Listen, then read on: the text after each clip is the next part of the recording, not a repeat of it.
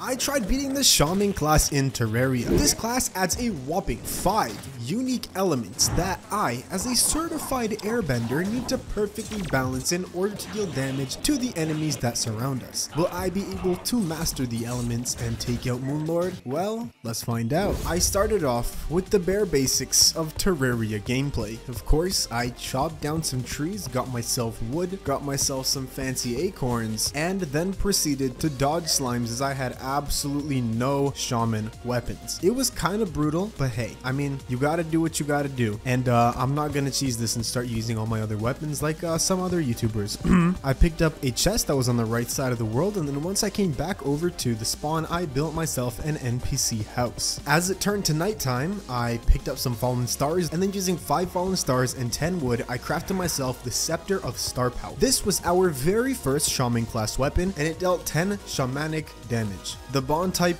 was air, and essentially it shot out a bunch of stars. Man, this was loads of fun. I really do love the Shaman class, or as Adrian would say, the Shaman class. After I crafted my very first Shaman weapon, I decided to go and explore the right side of the world until I reached the Corruption. Using my Shaman weapon to plow through absolutely every boss that got in my way and trying not to, you know, go all the way down on my power meter that was in the bottom right, I made my way to the Corruption, and then once I was there, I decided to go back to spawn and then explore the left side of the world. I found a couple of chests. By this time, I had myself a cloud in a bottle, Hermes boots, and flippers, so we actually had a little bit of mobility. And while on the left side of the world, I managed to reach the Corruption again, and once that happened, I decided to come back to spawn as I was not prepared for the enemies that were there. I went to go chop down some trees, then I built a bunch of NPC prisons, I mean houses, of course, in order to get a bunch of NPCs to move in. How lovely, right? We love putting NPCs in prison in Terraria. I built an arena for some of the pre-hard mode bosses, and what I mean by that is the Eye of Cthulhu, right? What else do you need an arena for? I placed some torches, took out a bunch of mobs using my shaman weapon, you know, using the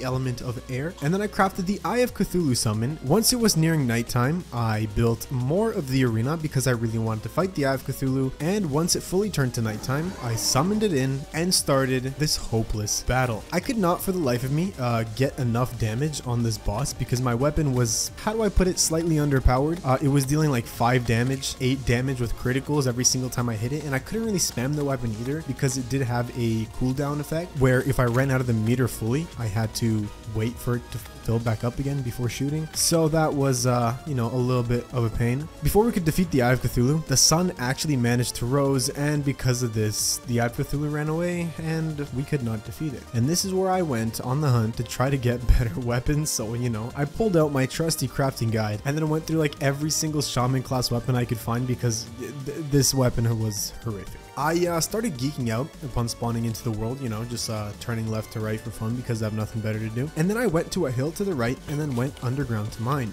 I picked up a bunch of resources, and then there was a massive underground house full of ores and life crystals that I managed to stumble upon. This was, I'm pretty sure, a part of the Orchid mod, and it's one of the randomly generated structures, so this was very interesting to find. While exploring this massive building, I actually found myself an enchanted scepter within a crate, and once I picked up that newfound weapon, I went back to the surface and crafted a bunch of gear. I crafted myself a full set of golden armor, and then I also made myself a baller platinum crown. I went caving with a spelunker potion in order to find myself a bunch of gems, and after I got myself everything that I needed, I left the cave and crafted myself a ruby scepter. This was a weapon that was crafted using 8 rubies and 10 gold bars. It dealt 28 shamanic damage, and it was far more powerful than the weapon that we previously had. It was an earth element weapon, meaning that, you know, we've kind of slightly diversified our arsenal. You know, we have what? Wind? Earth? Yeah, pretty diverse if you ask me. Once it turned to nighttime, I decided to summon in and fight the Eye of Cthulhu one more time, and this time we did manage to beat it. Our ruby scepter was far more powerful, dealing upwards of 64 damage with critical strikes, making the Eye of Cthulhu a very easy task for us to take on. I used various different weapons, anything from the old Scepter of Star Power all the way to the ruby scepter, and then once we defeated the Eye of Cthulhu, I crafted myself a vile sprout. This was crafted out of 10 demonite bars and is another very powerful pre-hard mode shamanic weapon. It has the fire element, meaning that we've added even another element to our arsenal, making us more and more powerful. I refought the Eye of Cthulhu with our brand new power, and after defeating it again, I went over to the corruption, broke 2 demon orbs, and one of them actually dropped a Shadow Weaver. Now, what is a Shadow Weaver, you may ask Boio? Let me tell you. This is a water element shamanic weapon that deals 30 damage, and upon hitting an enemy, it will grant you a Shadow Orb, kind of like the previous Ruby Scepter that we had, and it is fairly powerful for our stage of the game, of course. Once I got myself this brand new weapon, I summoned in and fought the King Slime, and to nobody's surprise, we absolutely demolished this boss. I built more NPC houses, as basically all of my other NPC houses were completely filled up, to my surprise, as I genuinely had no idea this many NPCs were going to come this early in the game. And upon chilling at spawn, I got invaded by the Goblin Army. Using my Shadow Weaver and all of the other weapons that I had in my inventory, we managed to take out all of the goblins, and then I went over to the corruption biome, broke the 3rd orb, and fought the Eater of Worlds. Can you guess how this went, boyos? Yeah, let me tell you, I did not die. I had a massive arena, I was using all of the various different elemental weapons, and we were demolishing this boss. I was using the Ruby Scepter for the most part, and you know, whenever I would overuse that weapon, I would switch to another one so I could spam it with different elements, because you know, you can't just overuse one element. You need to have time, you need to give them time to recharge. So yeah, we took out the Eater of Worlds, and that was fairly easy, and once we defeated that, I made myself a Nightmare Pickaxe, and I dug myself like half of a elevator. I came back to spawn, got myself a bunch of potions, then I went to redig the elevator, and then I managed to finish it. I got all the way down to the underworld, and then I started mining for Hellstone. During this time, I found the Tavern Keep NPC, and after this, I mined up more obsidian and more Hellstone so we can upgrade our gear. I also managed to find the Goblin Tinkerer, and upon coming back to spawn, I carefully evaluated and examined all of the brand new armor and weapons that we can get before fighting the Wall of Flesh. I went over to the jungle, tried to find some life crystals, and I was basically unsuccessful for the entire time. But after this, I went over to Skeletron's dungeon, picked up a meteor on my way there, and while I waited for it to turn to nighttime, I made myself a tiny arena, and once we could free the old man from his curse, I summoned in Skeletron, and then using the Shadow Weaver, the Ruby Scepter, essentially all the various different elemental weapons that we had in our inventory, I fought and defeated Skeletron. We took out his hands first, took out his head, and then we were free to roam the dungeon to our liking. I went inside the dungeon, grinded for keys, and opened up a bunch of chests. That's basically what I did for like a solid 30 minutes, and once we got through all of that, I came all the way back to spawn, and then I went back to the dungeon to farm out even more. I was killing a bunch of dark casters to receive a brand new weapon called Bloom. Bloom, I don't really know. B-L-U-M. This was essential in order to craft the Depths Baton, which was essentially like the Knight's Edge version of, you know, the Shaman class. So I had my eyes on that. Once I got the Bloom, whatever it's called, I crafted myself the Depths Baton, Depths Armor, and a Meteor Face Staff. I went over to the jungle and went to try and find Queen Bee's hide. I scoured like half the jungle. It took me quite a while, but once I did find it, I summoned in the Queen Bee, made myself a tiny arena, and then using the Meteor Face Staff, which was a brand new weapon that we recently obtained of the fire element, we managed to take out Queen Bee, and once we took her out, I realized that you can actually get a brand new accessory from her called the Waxy Incest. You could get a brand new accessory from her called the Waxy Incense, which essentially added bonuses if you were using earth elemental weapons. I wanted it real bad, so I fought Queen Bee a second time, but it didn't change anything as the drops were not that useful, and we did not manage to find the Waxy Incense. Once I left the treacherous area of the jungle, I went to go scour the skies. I tried to go find some neat stuff on the Sky Islands, but I absolutely found nothing useful, making it a complete waste of time. Then I set up a hell bridge with the Louis AFK Sky Builder, and I also got myself a guide voodoo doll while in the underworld. This is where I was confident enough to fight the Wall of Flesh. I mean, there was nothing really else we can get for the Shaman class, so I might as well have fought it. I chucked the guide voodoo doll into the lava, and using a bunch of various different weapons, I just absolutely blasted the Wall of Flesh, and there were countless times where I got stuck on various different buildings while fighting this boss, so it wasn't really ideal. And nearing the end of the boss fight, I got pretty low on HP, but I did manage to defeat the boss using the Depths Baton. Upon defeating the Wall of Flesh, I got myself the legendary pawn hammer, and we were now officially in hard mode. Boyos, speaking of hard mode, do you know what else goes hard? That is correct. These brand new Boio plushies that have just been released, we have a limited supply of them, so if you want to pick them up, they will be on my website. First link in the description. Go check it out. Maybe it's something that you like. But back to the video that you want to watch. I went over to the corruption, and then using the legendary pawn hammer, I blessed my world with all the various hard mode ores. What do I mean by that? We blessed our world with cobalt, orichalcum, and titanium. Ooh.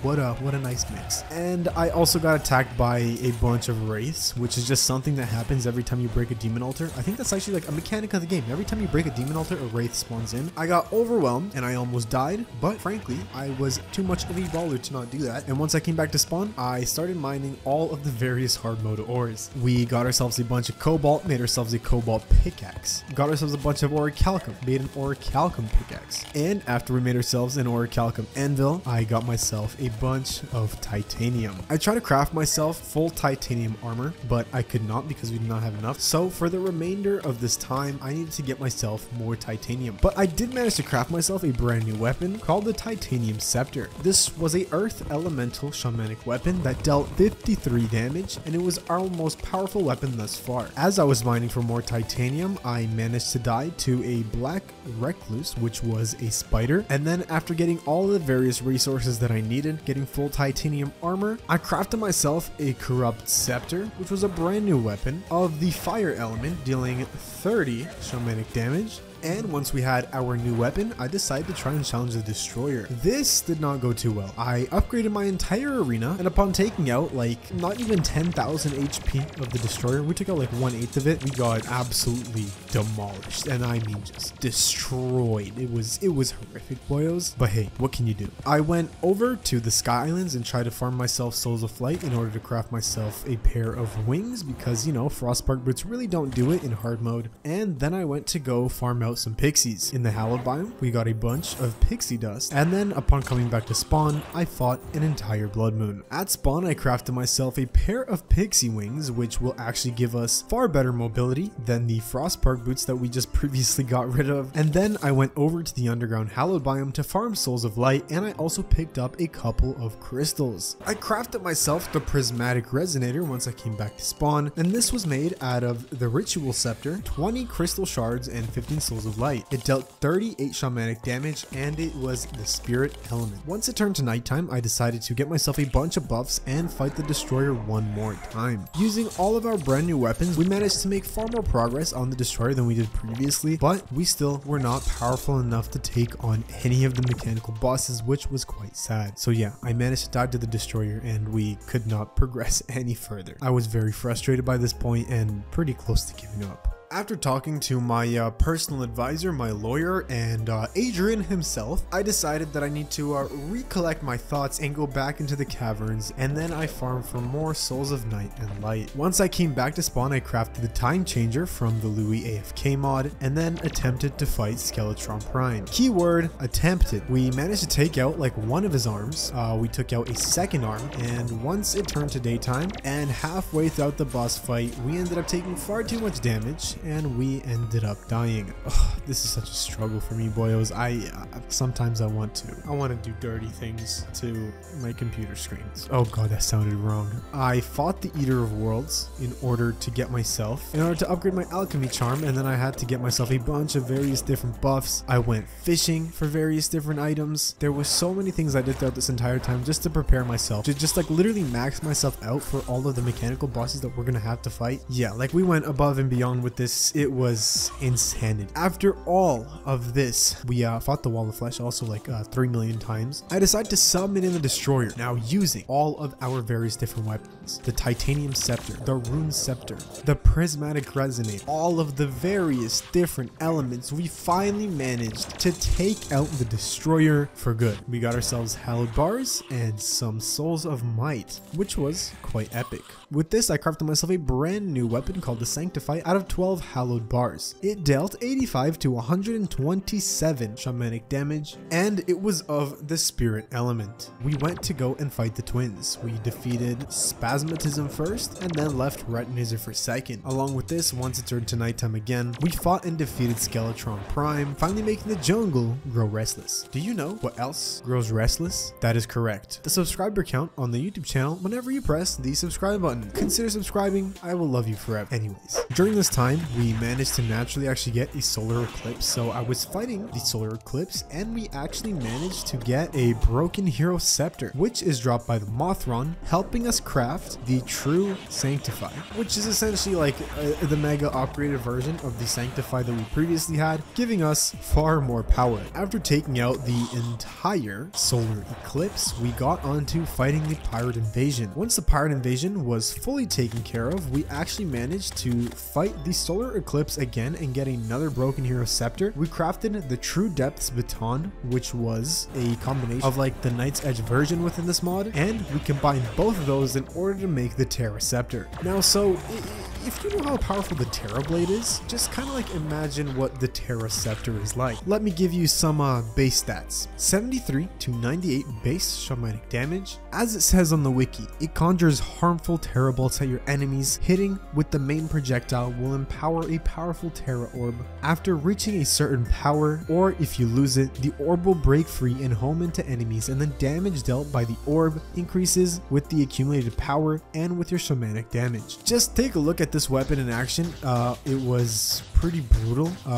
It's very good. We were like testing it on a dummy this one time, but yeah, after that I went over to the jungle and then we went to go mine for some chlorophyte. I tried to find Plantera's bulb, and I was not very successful in that endeavor, and I also crafted myself a full set of chlorophyte armor. I went over to the jungle and I mined out an arena for Plantera, and then after this we summoned in the plant boss herself. Using the Terra Scepter, which apparently actually used the fire element, we dealt tons of damage to her, and then, you know, once our element got overused, we switched it, and then we just constantly kept on switching various different weapons and elements in order to not reuse the same one over and over again, which helped us defeat Plantera in absolutely no time whatsoever. After this, I went straight into Golem's dungeon, and we ended up fighting and defeating Golem. This was an extremely quick process. I mean, this boss was fairly straightforward and very easy. We defeated him a couple more times, and then after this, I went to go mine for even more chlorophyte. With the chlorophyte that I had, I crafted the Sun Priest armor. Now, what is this, you may ask, Boio? The Sun Priest armor is crafted using lizard silk, chlorophyte bars, and your trusty old mithril anvil. Essentially, it gives 53 defense and is a post-Plantera armor geared towards the Shaman class. Lizard silk, by the way, is a brand new material added into the Orchid mod that has a 25% drop chance from lizards. The more you know. Anyways, we also got a bunch of awesome accessories, and then we were ready to go and fight the lunatic cultist. Upon going over to the dungeon, I managed to kill a bunch of mobs within there. I got myself a bunch of brand new items, and once I went over to the surface of the dungeon, I went over to challenge the lunatic cultist. We managed to take out the cultist quite easily with all of our weapons, all of the the crazy power that we had. And then the first pillar I went to go fight was the solar pillar, but then I gave up like halfway. I couldn't do it. It was not my cup of tea. You know, it just wasn't it. You know, that day it was just not my day to fight the pillars. I took on the solar pillar once more once I had more motivation, and we took it out this time. I then went to go challenge the vortex pillar. We took that out. I took out the nebula pillar next, and then I took out the stardust pillar last. My screen started shaking. I had beetle armor, all the best accessories I could really get. I mean, I could probably get better things, but I thought I was ready. So moonlord spawned in, and I died like right away. It was horrific, and I had to go back to spawn and just like rethink my entire strategy, because this is not the way how it was supposed to go. I wasn't supposed to die. Just bad. That's all I can say. I decided to buff up even more this time and re-challenge the moonlord. I attempted to defeat the moonlord, so, you know, using my spectacular unicorn mount and you know, my brand new wings and all my weapons, I just tried to focus. I'm not gonna lie, Boio tried to focus, okay? We took out his right hand first, which you know, got his other eye out. We took out the left eye and then took out the main eyeball last. With his core left and all the eye spamming, I genuinely thought I was gonna die, but we did manage to take out moonlord which I was kind of surprised by because I'm not that good at the game. And then we managed to defeat Moonlord. Be sure to check out another video like this on screen. Follow all of my socials. Drop a like on the video if you enjoyed it. This has been Boio. Peace out.